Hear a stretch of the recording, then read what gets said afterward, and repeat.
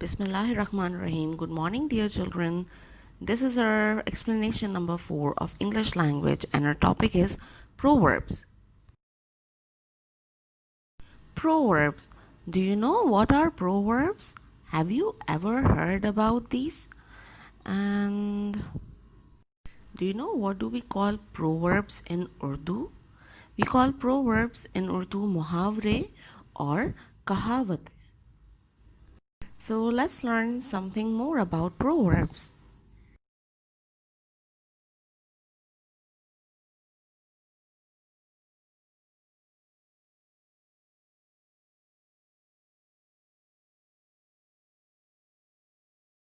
Proverbs.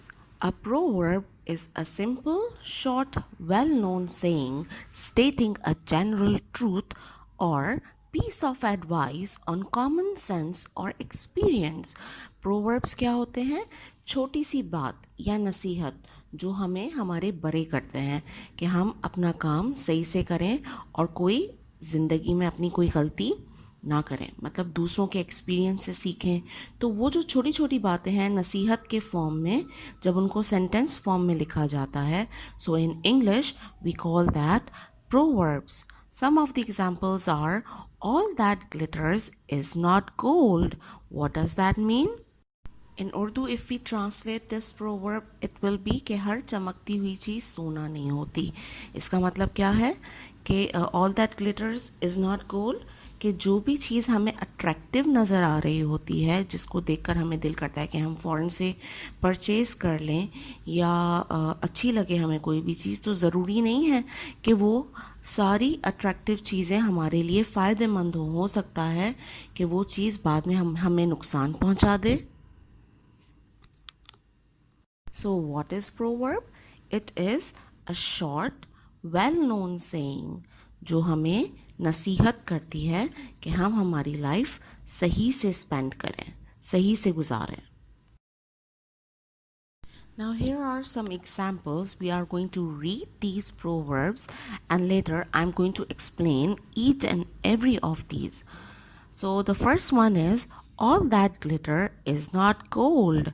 Number 2, barking dog seldom bites. Number 3, too many cooks spoil the broth. Half a loaf is better than no bread. A stitch in time saves 9.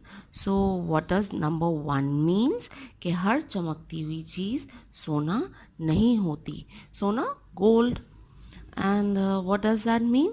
It means कि जो चीज़ हमें attractive लग रही होती है, हमारा दिल करता है कि हम उसे फ़ौरन से परचेज़ कर लें, ख़रीद लें, लेकिन हो सकता है कि वो हमारे लिए फ़ायदेमंद ना हो, हमारे लिए वैल्यूएबल ना हो. इसका मतलब ये है. Then barking dog seldom bites. What does that mean? This means that we do not need to afraid from those people who threat us. जो हमें डराते हैं कि मैं तुम्हें ये कर दूंगा, वो कर दूंगा, उन लोगों से हमें डरना नहीं चाहिए. Barking dog seldom bites means those people who threat us, we should not be afraid of them. हमें उनसे डरना नहीं चाहिए. ठीक है? Then we have too many cooks spoil the broth. If too many people are involved in a task or activity, it will not be done well. What does that mean? कि अगर बहुत सारे लोग एक ही तरह के काम में लग जाएंगे तो फिर उनको कामयाबी नहीं होगी. Said to meaning that something may not be successful if too many people try to do it, and at the same time, so far nothing will be worked, and it is simply a case of too many cooks. broth कहते हैं यखनी को, कि अगर बहुत सारे कुक्स जो खाना बनाते हैं अगर वो एक ही तरह के सूप बनाने में लग जाएं तो हर कोई कहेगा इसमें थोड़ा सा सॉल्ट ज़्यादा डाल दो, थोड़ी सी चिकन ज़्यादा ऐड कर लें. तो उससे क्या होगा, जब सब अपने आइडियाज़ देंगे एक ही काम को करने के लिए तो हो सकता है कि वो काम ख़राब हो जाए. This is what this proverb says, too many cooks spoil the broth. Then the next one is half a loaf is better than no bread. What does that mean? That it is better to accept less than one wants to expect than to have nothing at all. इसका मतलब क्या है कि अगर हमें थोड़ा सा भी मिल रहा है तो हमें उसमें खुश हो जाना चाहिए, बजाय इसके कि हमारे पास कुछ ना हो। लोफ कहते हैं ब्रेड को, ब्रेड के पीस को। ठीक है, अगर वो हमें आधा मिलता है, आधा होना बेहतर है ना बिल्कुल ना होने से। अगर हमें भूख लगी हुई हो और थोड़ी सी रोटी अगर हो, और अगर हम उसको भी रिफ्यूज़ कर दें कि ये क्या है, थोड़ी सी रोटी है, हमें नहीं खानी, तो वो थोड़ी सी रोटी बेहतर होगी ना बिल्कुल ना होने से। This is what it means that half a loaf is better than no bread. सिर्फ खाने के लिए नहीं, बाकी चीज़ों के लिए भी। जैसे अक्सर बच्चे होते हैं कि जब शॉपिंग के लिए जाते हैं स्टेशनरी की या कोई भी चीज़ों की, तो अगर एक पेन की ज़रूरत है तो बजाय एक पेन ख़रीदने के वो क्या करते हैं, बहुत सारे पेन्स ख़रीद लेते हैं। और अगर उनके पेरेंट्स रिफ्यूज़ करें, सो डोंट यू थिंक कि एक पेन भी अगर आपके पास है तो वो बहुत अच्छा है बिल्कुल ना होने से। अगर पेन ही नहीं होगा आपके पास तो आप काम कैसे करेंगे? So this is what they are explaining us कि half a loaf is better than no bread. कि हमें हमेशा, अगर हमें थोड़ा सा भी मिल रहा है तो हमें उसको एक्सेप्ट करना चाहिए, उसे ले लेना चाहिए, बजाय इसके कि हम मना कर दें तो वो बाद में फिर हमारे लिए प्रॉब्लम भी हो सकती है। Then the next proverb is a stitch in time saves nine. What does that mean? If you sort out a problem immediately, it may save extra time later. कि जो भी प्रॉब्लम अगर हमें है तो हम अगर उसी वक्त उसको सॉल्व करते हैं तो बाद में हमारे लिए बहुत ज़्यादा आसानी हो जाएगी। जैसे अगर किसी की राइटिंग ख़राब है तो आपके स्कूल स्टार्ट होने से पहले ही आप प्रैक्टिस करें राइटिंग की, क्योंकि क्या होगा, अगर बाद में स्कूल जब इंशाल्लाह स्टार्ट होंगे, आप स्कूल आने लगोगे, तो बाद में तो आप लोगों को टाइम ही नहीं मिलेगा अपनी राइटिंग प्रैक्टिस करने का। तो जिस चीज़ में हमें प्रॉब्लम लगती है हमें उसे फ़ौरन सॉल्व करना चाहिए। ये नहीं कहना चाहिए कि हाँ बाद में कर लेंगे, अभी तो बहुत सारा टाइम है। No, a stitch in time saves nine. जो भी काम है अगर हम उसको फ़ौरन सॉल्व कर लेंगे तो हमारा बहुत सारा टाइम सेव हो जाएगा। This is what it means. Let's learn something more about some more proverbs. This starts with, don't cross your bridges before you come to them. This means that do not worry about the things until they happen. Your worries may turn out to be unnecessary, for they may not happen. क्या मतलब है इसका कि हमें बिला वजह परेशान नहीं होना चाहिए। कोई भी काम हो तो उसे सोच समझ के कर लेना चाहिए। उससे पहले से हमें परेशान नहीं होना चाहिए कि कैसे होगा, हम लोग इस काम को कैसे करेंगे। नहीं, ऑलवेज़ थिंक पॉजिटिव, और जब आप उस काम को करने लगेंगे तो इंशाल्लाह वो काम हो जाएगा। You know what is bridge? Bridge जो दो पॉइंट्स को आपस में कनेक्ट करता है। हमारी सिटी में भी बहुत सारे ब्रिजेज़ हैं ना, जो रोड से हमें एक रोड से दूसरी रोड की तरफ लेकर जाते हैं। फ्लाईओवर्स हैं तो वो जॉइन करते हैं, बीच में जो स्पेस है उसको जॉइन करते हैं bridge.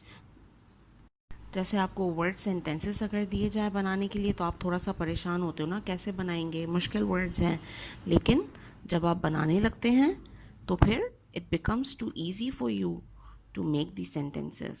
The same thing is like if your parents give you the gift of bicycle that carries two wheels. So don't you find it hard to ride on a bicycle with the two wheels? But once when you start riding on that bicycle, that becomes too easy for you. So this is what the proverb says. Don't cross the bridge before you get to it. कि हमें पहले से उन चीज़ों के बारे में परेशान नहीं होना है कि अब ये काम कैसे होगा, कैसे करना है। नो, हो सकता है कि वो परेशानी हमारे लिए बिला वजह हो, अननेसेसरी हो, और वो काम करने में हमें मुश्किल ही पेश ना आए। The next one says, the early bird catches the worm. This means कि अगर हमें कामयाबी चाहिए ज़िंदगी में तो हमें सुबह सुबह उठकर अपने सारे काम करने चाहिए। ये नहीं कि देर से उठ रहे हैं तो देर से उठने से क्या होता है कि बहुत सारे काम रह जाते हैं। क्यों रह जाते हैं? क्योंकि अंधेरा हो जाता है बाद में।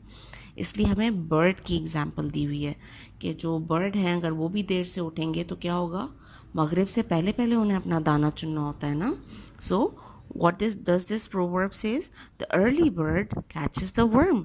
कि अगर सुबह सुबह बर्ड उठ के अपने शिकार के लिए निकलेगी तो उसे अपनी सारी चीज़ें, जो भी दाना है, जो भी कीड़े मकोड़े वो जो खाती हैं बर्ड्स, वो उनको मिल जाएंगे सुबह सुबह. अगर वो लेट करेंगी तो क्या होगा?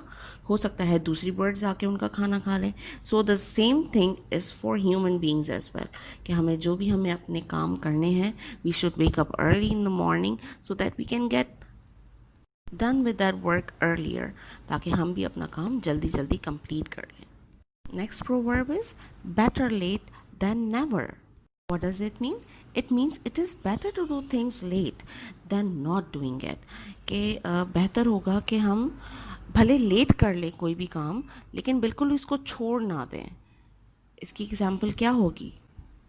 Like learning your daily task, whatever the work you are getting in your lectures, अगर आप डेली उसको लर्न नहीं कर रहे हो तो एटलीस्ट कोई एक दिन उसके लिए फिक्स कर लें. बिल्कुल ये नहीं कि याद ही ना करें. Better late than never. भले वो काम हम लोग थोड़ा सा लेट कर लें, लेकिन बिल्कुल ऐसा ना हो कि हम वो काम करें ही ना. ठीक है. Then the fourth one is once bitten twice shy. What does that mean? That if an animal such as dog bites you one time, you will be extra careful next time, isn't it? This saying talks about that learning, we should learn from our mistakes. कि हमें हमारी गलतियों से सीखना चाहिए. कि अगर एक बार खुदा न खास्ता अगर कोई डॉग किसी को बाइट कर ले, तो दूसरी बार अगर वो कोई डॉग हमारे करीब से भी गुजरेगा तो हम बहुत ज़्यादा केयरफुल रहेंगे ना, बहुत ज़्यादा एहतियात करेंगे ना. तो this is for general life, कि हमारी आम जिंदगी में भी जो मिस्टेक्स हम लोग कर लेते हैं तो नेक्स्ट टाइम हमें बहुत ज़्यादा ध्यान से काम करना चाहिए. And the proverb is once bitten twice shy. Shy means शर्माना. A bird in the hand is worth two in the bush. This means it is better to have something that is certain that we have in our hand than to take a risk to get more, where it is quite possible that we lose everything. What does this proverb mean? A bird in a hand is worth two in the bush. कि जो चीज़ हमारे हाथ में है वो काफ़ी बेहतर है बजाय उसके कि हम उस चीज़ का इंतज़ार करें जो हमारे हाथ में ही नहीं है. मीन्स जो बर्ड हमारे हाथ में है वो है ना, अगर हम इंतज़ार करेंगे कि जो दो बुश में हैं वो हमसे दूर हैं वो भी हमारे हाथ में आ जाए, तो हो सकता है जो हमारे हाथ में बर्ड है वो भी कहीं चली जाए. अब यहाँ पर बर्ड की फॉर एग्ज़ाम्पल आपको दी हुई है. It can be any thing. Like if you go for shopping, वहाँ पर आपको कोई ड्रेस पसंद आया है तो आप परचेज़ कर लें.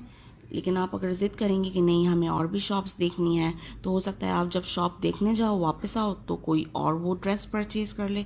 तो जो आपको पसंद आया था अब वो भी नहीं है मार्केट में और दूसरे भी आपको पसंद नहीं आ रहे, तो आपका नुकसान हो जाएगा ना. So what ever is in your hand, you should be happy with it and you should try to use that rather waiting for the thing that is not in your hand. Then the next proverb says, help a lame dog over a stile. Style कहते हैं fence को, जो रुकावटें होती हैं या boundary wall जैसे होती है style. You can also see that in the picture. Now this saying tells us about someone who helps people who are in difficulty or trouble. Means अगर कोई परेशान है, तकलीफ़ में है, अगर आप उसकी हेल्प करते हो तो ये बहुत अच्छी बात होती है. मीन्स हेल्प अ लेम डॉग ओवर स्टाइल, कि जो डॉग है वो अगर उस हर्डल को क्रॉस नहीं कर पा रहा, उस बाउंड्री वॉल को क्रॉस नहीं कर पा रहा, अगर आप उसकी हेल्प कर दोगे तो it will be good for you as well, कि अल्लाह ताला आपको उसका सवाब देंगे. Now we are going to implement this proverb in our life, कि जो भी हम अपने इर्द गिर्द ज़रूरतमंद देखें, even if it is your friend, अगर उसको कोई प्रॉब्लम समझ में नहीं आ रहा, वर्ड प्रॉब्लम समझ में नहीं आ रहा, या मैथ्स का कोई सम समझ में नहीं आ रहा, या इंग्लिश की कोई चीज़ समझ में नहीं आ रही, if you are going to help that person, so it will be good for you as well कि आप किसी की मुश्किल में परेशानी में किसी की हेल्प कर रहे हो. सो this is what this proverb mean. Help a lame dog over a style. Many hands make light work कि बहुत सारे हाथ अगर हम एक ही काम करने में हेल्प करेंगे तो वो काम हमारे लिए ईजी हो जाएगा. जैसे घर की सफाई है. If you are going to help your brother and sisters together, you are going to help your mother, then it will be so easy for your mother. Cleaning में, डिश वॉशिंग में easy हो जाएगा ना आपकी mummy का काम. So many hands make light work कि काम आसान हो जाता है. Then the fourth one says it never rains but it pours. This means कि अक्सर ऐसा होता है कि जो मुसीबतें हैं या मुश्किल वक्त हैं वो बहुत सारे एक साथ आ जाते हैं. Like I would like to give you the example from our daily life कि अगर लाइट नहीं है तो हो सकता है कि पानी का शॉर्टेज भी हो जाए. लाइट नहीं होगी तो we won't be able to turn on our water tanks, water machines. तो होता है ना कि एक के साथ दो तीन प्रॉब्लम्स एक साथ आ जाती हैं. So this is what it says, it never rains but it pours. कि मुसीबतें जब आती हैं तो वो एक नहीं आती, दो तीन अक्सर ऐसा होता है कि एक साथ आ जाती हैं. लाइक मिसफॉर्चून्स और difficult situation tend to follow each other in rapid sessions. फ़ौरन एक के बाद एक आती रहती हैं. And other bad things also usually happen at the same time. Then our next proverb is everything comes to him who waits. Means patience is a virtue. अगर आप इंतज़ार करोगे, सब्र से काम लेंगे तो आपके सारे काम अच्छे होंगे. उर्दू में कहते हैं ना सब्र का फल मीठा होता है. So this is what it says, everything comes to him who waits. जो इंतज़ार करता है, सब्र करता है तो उसके साथ हमेशा अच्छा होता है. और जो सब्र से काम लेते हैं वही लोग कामयाब होते हैं. ये नहीं कि हर चीज़ में जल्दी जल्दी गंदी सी राइटिंग में काम करके दे दिया, जल्दी जल्दी याद करके जैसा तैसा याद करके आपने सुना दिया. नहीं, पेशेंस शुड बी देयर कि अगर हम सब्र से काम करेंगे अपना तो वो काम हमेशा अच्छा होगा and it will help us to achieve our goal.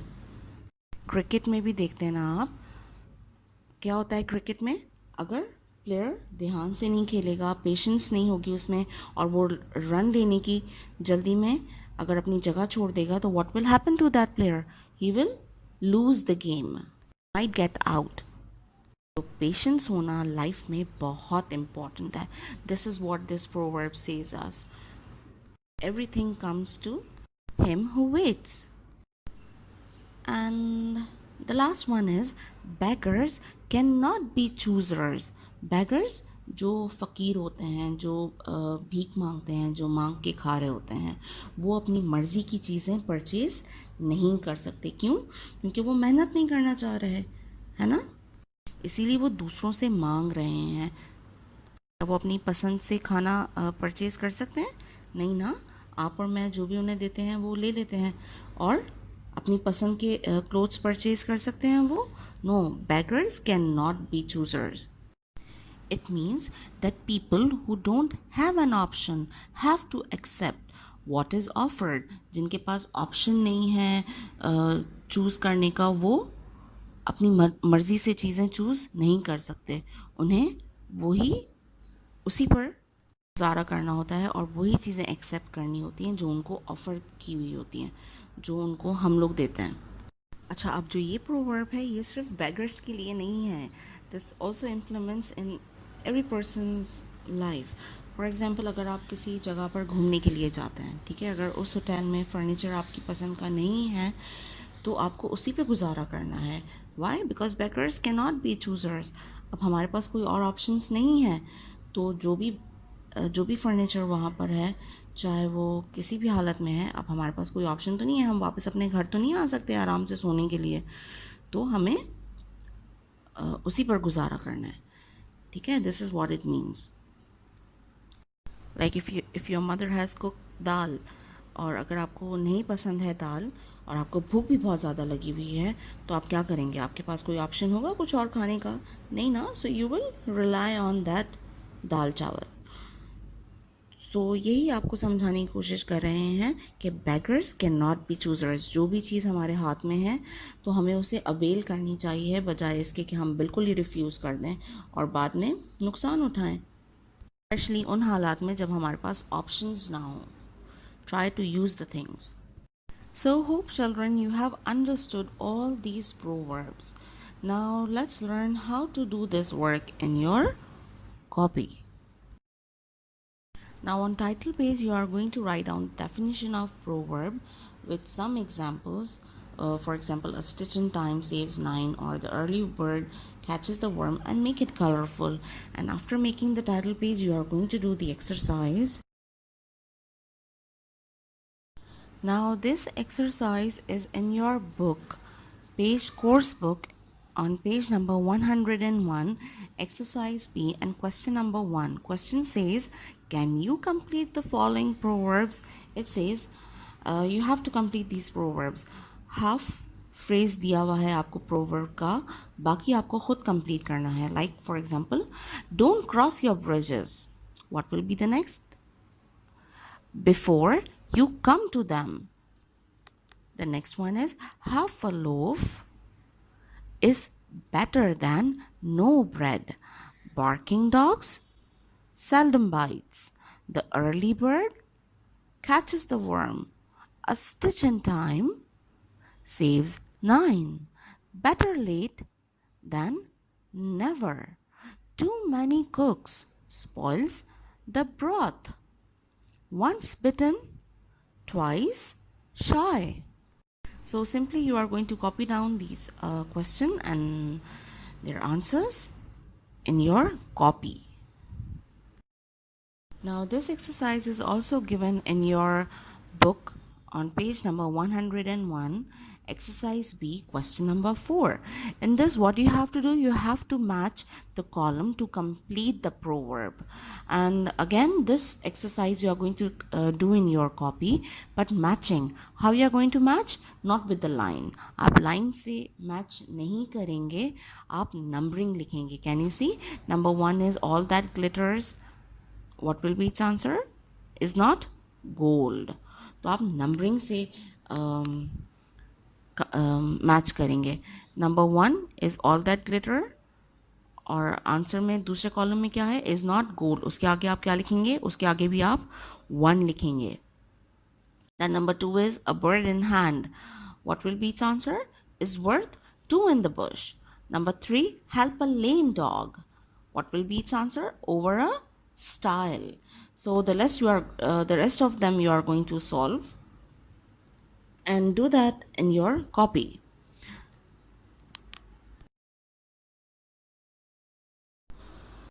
Thank you children. Thanks for watching the video.